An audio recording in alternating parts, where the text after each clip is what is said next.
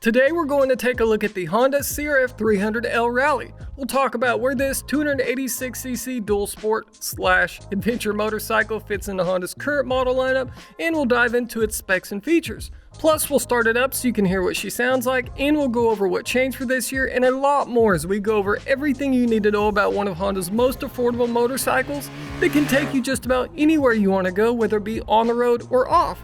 But first, if you guys find any info in this video helpful, please take a second and hit the like button.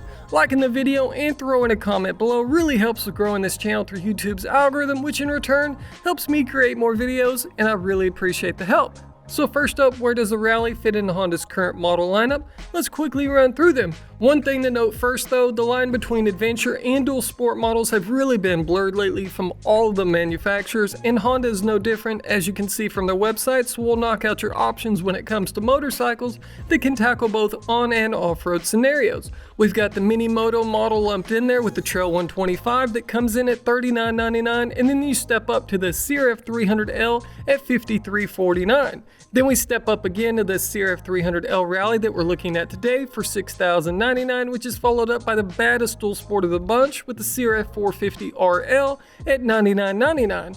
And up next is the Dinosaur, also known as the XR650L, that drops you down to $69.99, and then you have the CB500X at $71.99, followed up by the only two models with an optional DCT automatic transmission, which brings us to the NC750X at $86.99, and Africa Twin lineup that starts at $14,499.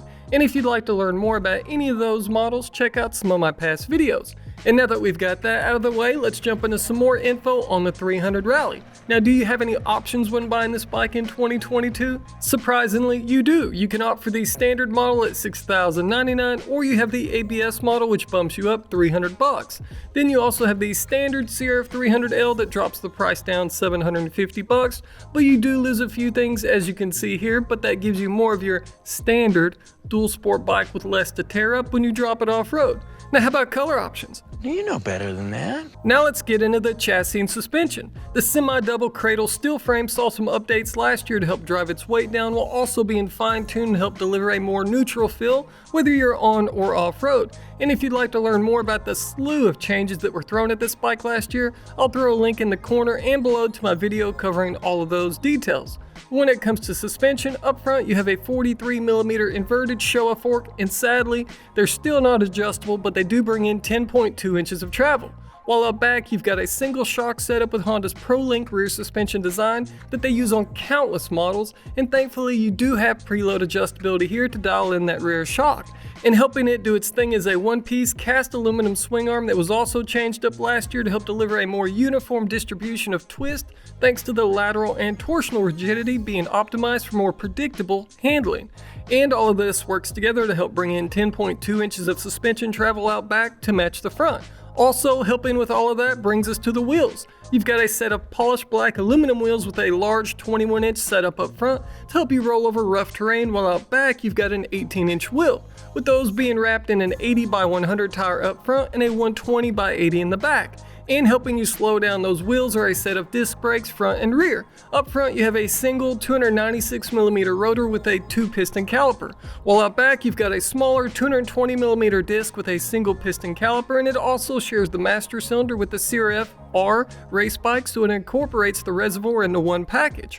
Also, while on the topic of brakes, this model we're looking at today is Honda's optional 2-channel anti-lock braking system. With that, you get this little button up here so you can turn off the ABS in the rear if you're in the mood to lock the rear tire up. To finish up on the chassis portion, your seat height comes in at 35.2 inches, which is 0.5 inches taller than the standard 300L.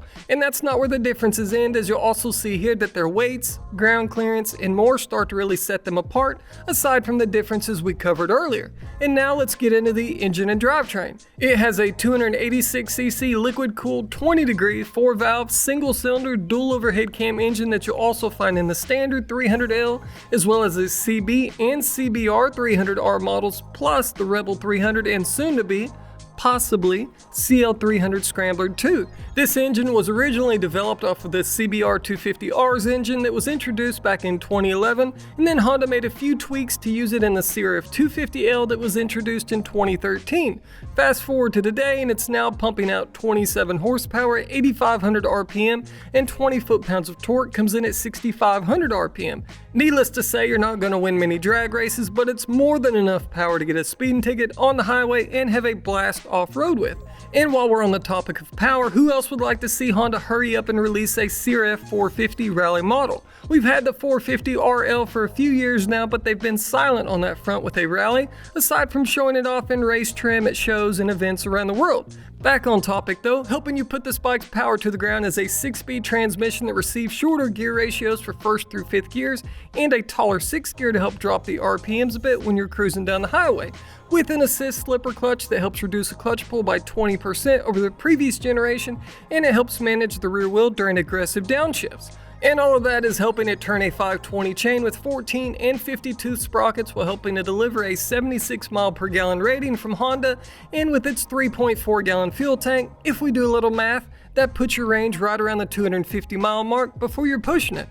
Now when it comes to maintaining this drivetrain combo, thankfully, unlike with the CRF450RL, there's not much to it, as you can see here from the maintenance schedule in the owner's manual. However, keep in mind you're going to spend more time removing plastics on this bike compared to Honda's other dual sport models.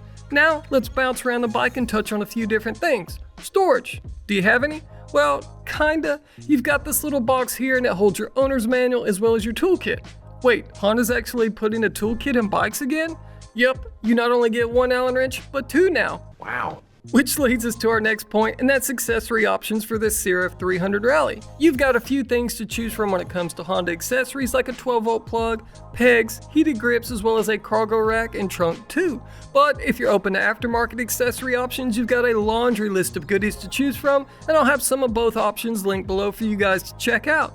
Now when it comes to electronics, you've got an LCD gauge display that was updated last year as well with a few changes, and in addition to your usual speed, clock, and RPM readings, you also have a gear position indicator as well as fuel consumption and all of that fun stuff.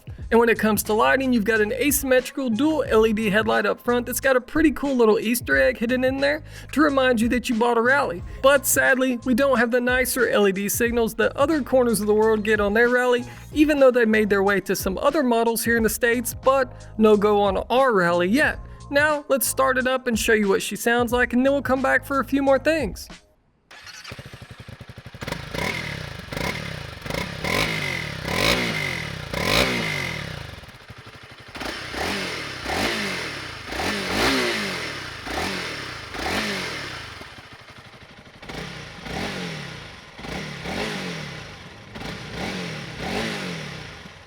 And that's the Honda CRF300L Rally. So what did Honda change for this year? The only change for 2022 comes in the way of a $100 price increase. I knew we weren't going to get any big updates this year as we saw quite a few changes last year, but that leads me to some questions for you guys. What do you think about this bike as a whole? And what do you think Honda needs to change or upgrade next on the 300 Rally to really bring it to the next level while still keeping it as an affordable option? Let me know what you're thinking down in the comments section, and I'll be joining in on the conversation too. Thanks again for watching and supporting all of this. I really appreciate it, guys, and we'll see you in the next one. But first, I want to take a quick second and say thank you to Southern Honda Powersports for opening their doors to me and allowing me to come pick through their inventory for these videos. They are a massive Honda Powersports dealer here in Chattanooga, Tennessee, with tons of inventory from new Hondas to used Harleys and everything in between that they sell to people from all over the USA. So check out the link in the description below and head over to their website to see if they can save you some money on your next toy.